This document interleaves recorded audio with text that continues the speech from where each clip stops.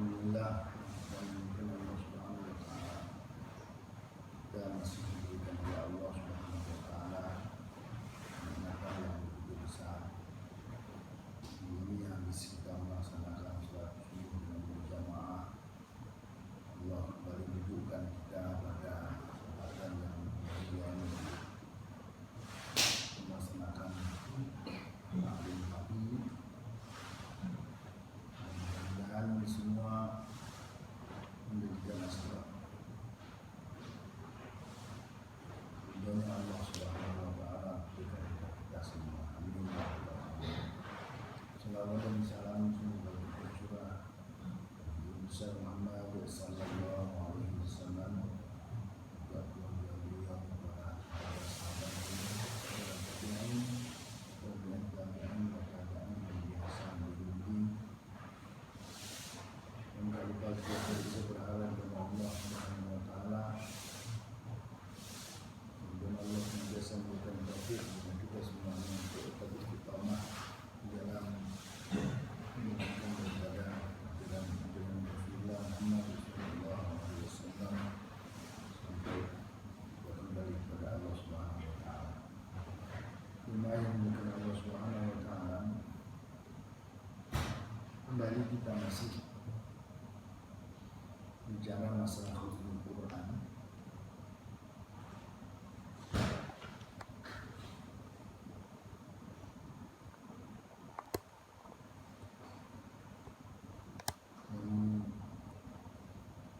Kemarin kita sudah sampai pada kegiatan para sahabat pada saat itu, saking besarnya daripada nilai khatamul Quran, sampai sahabat Ibnu Abbas sendiri pun juga menjadikan yang namanya seorang yang khusus, orang ini khusus tugasnya, berkata kalau kata kita sekarang mengambil pembantu khusus untuk mengintai orang sahabat-sahabatnya yang sedang membaca Al-Quran. Artinya dari keadaan ini kita bisa terima satu kabar bahwa di zaman para sahabat saat itu kegiatan baca Quran itu terbiasa dengan didengar juga oleh orang banyak. Nah kalau nggak kedengar mana mungkin ada orang yang sampai mengintai terus sampai tahu, itu kan nggak mungkin. Kalau bacanya sendirian terus nggak kedengaran orang, nggak ketahuan orang, jangan berpikir bahwa sebenarnya baca Quran itu terus kalau kedengaran orang terus mesti ria itu. Jangan diartikan seperti itu adanya. Kita mesti harus berbalik, masya Allah. Kenapa? Karena baca Quran itu antara yang baca dengan yang mendengarkan dua-duanya punya nilai tersendiri. Bukan kok sama, enggak. Memang dua-duanya punya nilai tersendiri. Dibaca Quran itu kalau sampai bisa didengar oleh orang, itu juga punya fadilah tersendiri. Dengerin doang misalnya, ada yang baca, terus kita dengerin aja begitu dengan tawadjuh, juga termasuk ada nilai ibadah tersendiri. Hanya ada istilah fastami'u lahu wa ansitu, misalnya begitu katanya juga begitu. Itu diperintahkan untuk mendengarkan, memperhatikan. Bahkan kalau misalnya kita sampai tahu begitu, aduh dia nengklengken gitu loh, betul-betul mendengar itu, mendengarkan dengan penuh perhatian. Itu masya Allah ta'zimnya dengan Quran. Makanya kadang-kadang mungkin jangan heran kalau amal itu pun masih ada sampai sekarang. Kadang-kadang kalau kita baca Quran, mungkin pas di Madinah tahu tuh ada orang datang terus dengerin gitu, dengerin kayak takjub kok seneng itu. Ada seperti itu bagian dari warisan kebiasaan orang-orang terdahulu seperti itu adanya. Mungkin juga jangan dipikirkan itu heran doang gitu. Heran orang Indonesia kok bisa baca Quran gitu. Masya Allah. Dan itu ada. Dan yang kedua senang dan menunjukkan seperti itu adanya. La'allakum turhamun. agar kalian semua dirahmati. Termasuk asbab turunnya rahmat itu adalah itu. Baca Quran didengarkan dengan penuh perhatian. Itu bagian daripada membaca Al-Quran terus seperti itu adanya sampai kepada khatam Al-Quran. Sekarang sudah juz berapa nih? Oh, sekarang sudah juz 29. Nanti kemudian lapor kepada majikannya. Lapor di majikan. Wan, sudah juz 29. Biasanya ini ya, tertulis tuh biasanya ini kalau begini udah sebentar lagi khatam. Masya Allah. Jadi ada yang namanya khatam Quran. Khatam Quran itu bagian daripada amalan tersendiri. Dan kemudian dipatahkan. Untuk apa Quran itu diturunkan? Bukan cuma untuk dibaca doang, tapi untuk dingertiin maknanya. Nah kalau nggak ngerti maknanya itu apa? Oh nggak benar begitu itu. Dibaca Quran itu ngerti maknanya, apa tidak ngerti maknanya itu adalah ibadah. Baca Quran tuh ngerti maknanya, nggak ngerti maknanya ibadah. Jangan kemudian disepelekan, dikecilkan dengan yang namanya bahasa. Untuk apa itu? Nggak sesuai dengan tujuan diturunkannya Al-Quran. Masya Allah, pentingnya luar biasa itu. Pentingnya luar biasa. Jangan terjebak dengan kalimat untuk apa tadi itu. Karena masa kalau sampai kita terjebak dengan kalimat itu, yakini bahwa lama-lama Al-Quran tinggal tulisan doang itu. Dan ternyata sabda Rasul juga mengacu ke arah itu. Quran tinggal tulisan. Illa rasmuh tadi itu. Kecuali tinggal tulisannya saja. Lihat Qurannya masih ada. Dari kemarin beli, oh masya Allah, alhamdulillah, Quran di sini terjaga Pak. Satpam jagain terus 24 jam, nggak ada orang berani menyentuhnya. Itu adanya. Subhanallah, enggak. Penjagaan Al-Quran itu dari dulu sampai sekarang. Al-Quran, mushaf Al-Quran boleh lecek, tetapi ada dalam bacaan semua umat tadi itu. Al-Quran ini boleh lecek, nggak masalah. Mungkin barangkali di musola-musola, di masjid-masjid yang kuno-kuno di luar, Quran sampai lecek, tebelnya kayak apa itu? Wah, itu sampulnya udah pada nggak ada. Sampulnya udah pada nggak ada. Kenapa? Karena mereka punya kebiasaan. Kita sekarang ya alhamdulillah Al-Quran terjaga banget. Kalau ada yang nyentuh.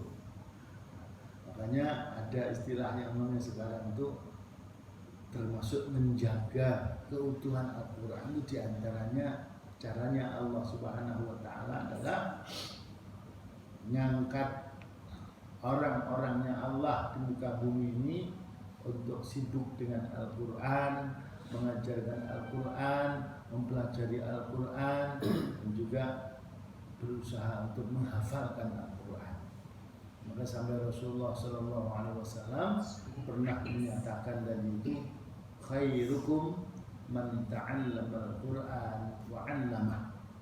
Sebaik-baik kalian itu adalah orang yang mau mempelajari Al-Quran wa 'allamah dan mau mengajarkannya. Itu diangkat oleh Rasulullah sebagai sebaik-baik orang. Ya alhamdulillah kita nggak mau berebut untuk jadi guru ngaji gitu.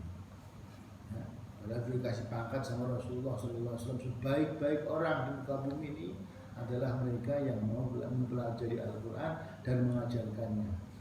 Ya alhamdulillah kita sampai saat ini belum pada mau berebut untuk jadi guru ngaji. Kadang-kadang kalau mau jadi guru ngaji itu cuma gitu. Nah, orang boleh pamer di mana-mana, anak lo ya alhamdulillah anak saya semua telah berhasil bos, berhasil kemana? Ya habis cuma 5 anak saya laki-laki 2, perempuan 3. Laki-laki 1 jadi gubernur, yang artinya jadi ya walaupun cuma kepala dinas ya kepala dinas masih ada, yang 3 ini juga sama Jadi yang pemimpin perusahaan sampai ini semua, Masya Allah, semua sudah jadi, semua berhasil. Ini sayangnya cuma satu, sayangnya satu. Siapa? Itu si Mahmud itu. Kenapa? Ya udah saya biaya, ayo akhir-akhir mau jadi guru ngaji lah. Itu rendah banget kan dulu.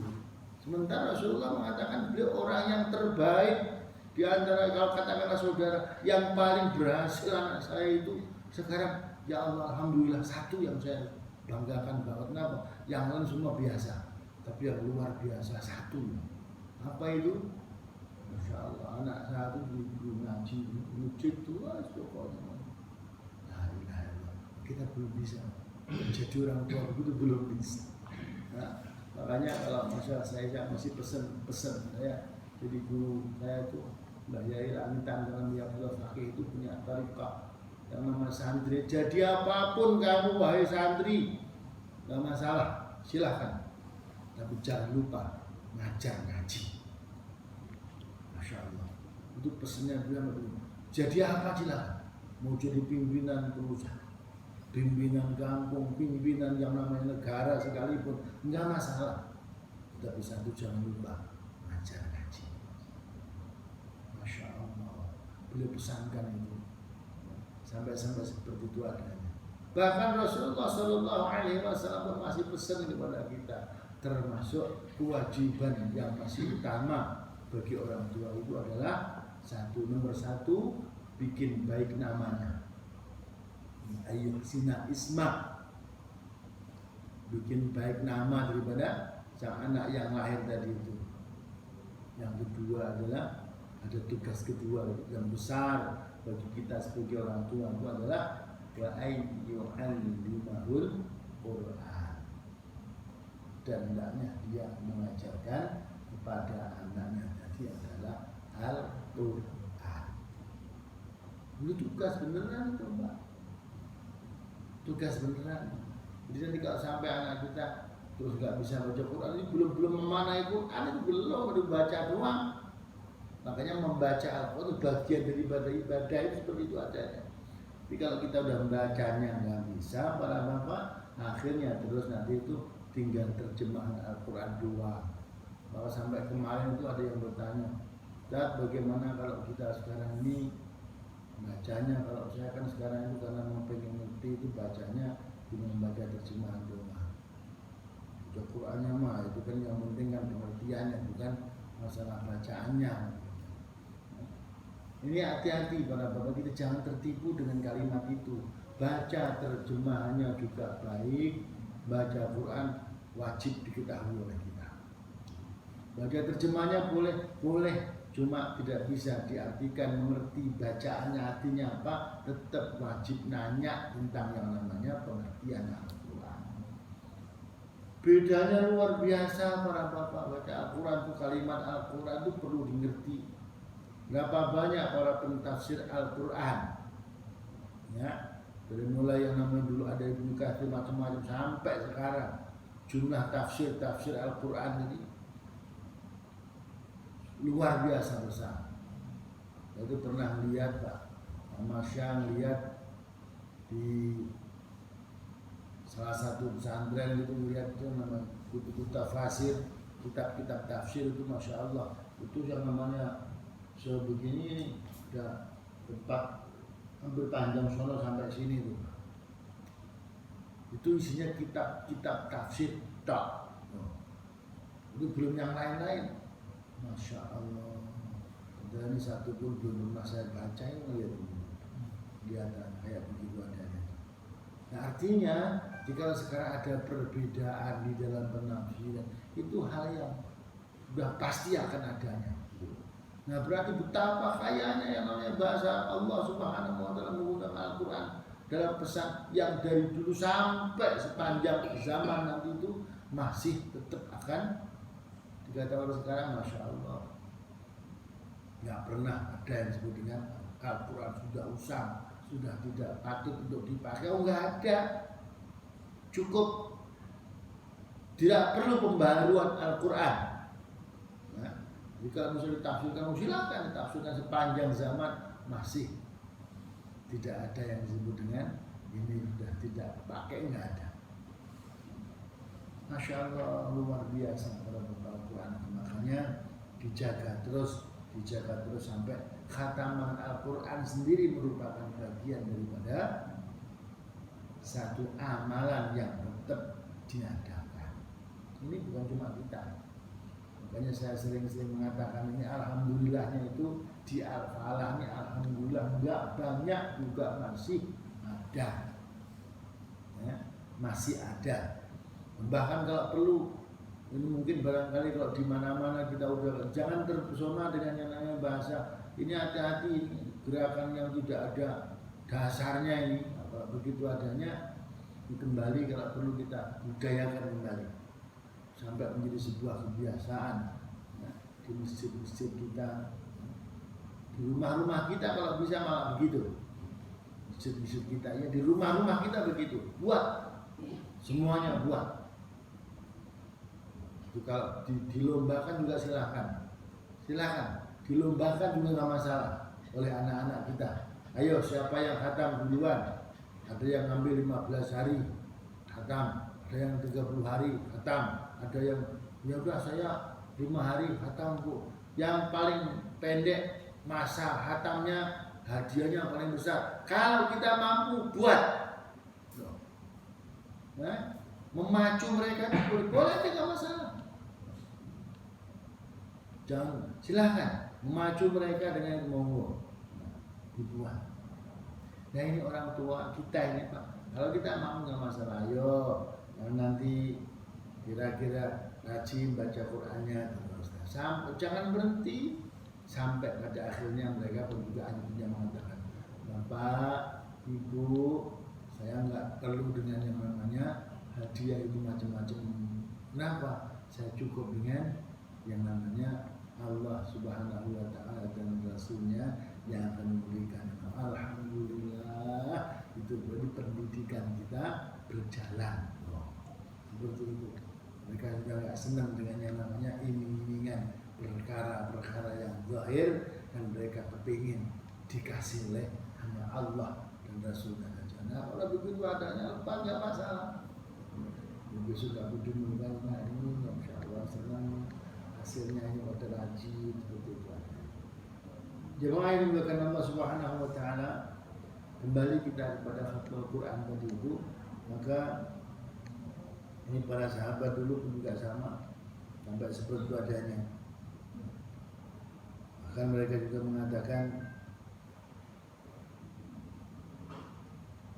bahwa rahmat Allah Subhanahu wa Ta'ala yang diturunkan oleh Allah Subhanahu wa Ta'ala ketika yang namanya Quran dan baik sampai akhir dari sampai khatam Al-Quran tadi. Ada hari-hari kemarin sudah sampaikan hari-hari yang bagus untuk khatam Al-Quran. Ustahabud doa. Nah, itu juga termasuk disunahkan. Sunahkan doa. Abdul Khatmi. Istihbaban muta'akkidan, ta'kidan syadidan. Qadimnahu, diterangkan di sini bahwa sunnahnya masuk sunnah yang sangat ditekankan dan sangat ditekankan. Bagaimana yang disampaikan pada Quran yang terdahulu. Kemudian sampaikan juga satu keterangan dalam Musnad Ad-Darimi, sampaikan bahwa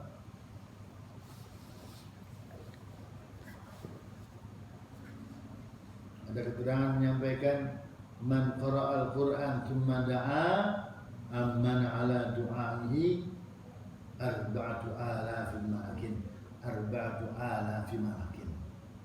Coba Pak, ini kita bayangkan, kita hadirkan dengan para malaikat itu adalah makhluk Allah yang luar biasa, setianya kepada perintah Allah Subhanahu wa Ta'ala. Nah, disampaikan bahwa barang siapa yang membaca Al-Quran tsumma da'a, kemudian dia berdoa kepada Allah, saat khatam Al-Quran tadi itu, amana ala du'aihi arba'atu alafi malakin. ada 4.000 malaikat. 4.000 malaikat yang mengaminkan doa daripada orang-orang yang berdoa setelah selesai baca Quran. Selesainya kapan? Udah khatam tadi itu. Ya, kita alhamdulillah nanti sore Pak tadi. Biasa khatam Quran.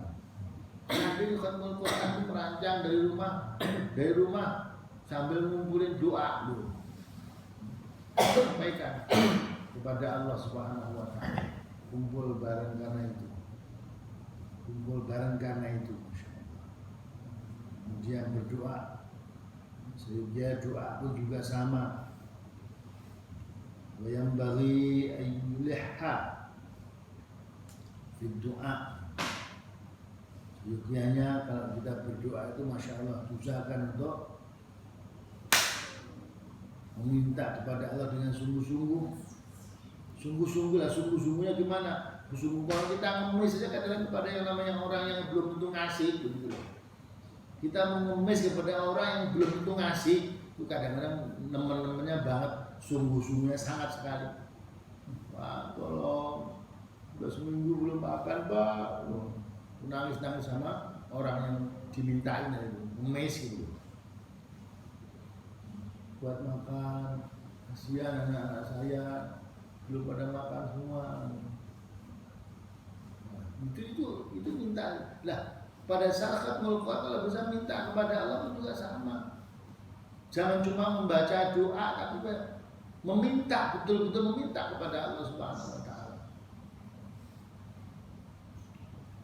Bukan cuma mau cepet-cepetan doa yang nggak tahu. Ya. Tapi berdoa kepada Allah Subhanahu wa taala tadi itu sendiri kita ngerti dengan yang kita mintakan kepada Allah Subhanahu wa taala.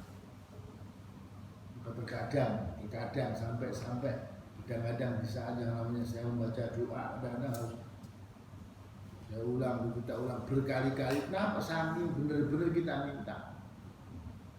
Benar-benar kita minta lah, bukti kita minta benar-benar itu diantaranya bukan cuma sekali.